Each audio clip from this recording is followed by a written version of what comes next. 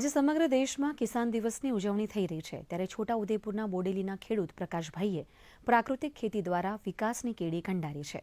તેઓ 8 વર્ષથી પ્રાકૃતિક ખેતી કરે છે। ખાસ તો 4 એકર જમીનમાં તેમણે ડ્રેગન ફ્રૂટ, લીલા પીળા તરબૂચ, કાકડી, શક્કરટેટી અને શાકભાજીના પાકનું ઉત્પાદન કરીને આર્થિક સદ્ધરતા પ્રાપ્ત કરી છે।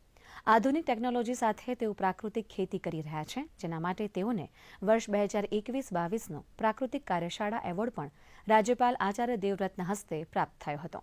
બાગાયતી ખેતીની અંદર અમને સરકારશ્રી તરફથી મલ્ચિંગ પેપર, સીડ મીન્સ કે બિયારણ ની સબસિડી મળે છે। નેટ હાઉસ તે આપણને ઇન્સેક્ટ કહેવાય, જે બહારની જીવાતો છે એ અંદર આવી નથી શકતી અને એના જો જીવાત ના આવે તો આપણને દવા અને સ્પ્રેનું પ્રમાણ ઘટી જાય અને એના લીધે આપણને પાકમાં ઉત્પાદન પણ વધારે સારું। ઓર્ગેનિક પદ્ધતિ હું 2021થી ઓર્ગેનિક પદ્ધતિ તરફ વળ્યો છું અને ધીરે ધીરે મારી પાસે 25 વીંગા ટોટલ જમીન છે, એમાંથી હું 4 વીંગા ઓર્ગેનિક મીન્સ કે પ્રાકૃતિક ખેતી છે એ કરી રહ્યો છું। એમાં મેં 300 પોલ ડ્રેગન અને બાકીની જે જમીન છે એમાં શાકભાજી ઉગાડી રહ્યો છું। પરંપરાગત ખેતી છોડી અને પ્રાકૃતિક એટલે કે ઓર્ગેનિક ખેતી તથા બાગાયત ખેતી અપનાવી છે।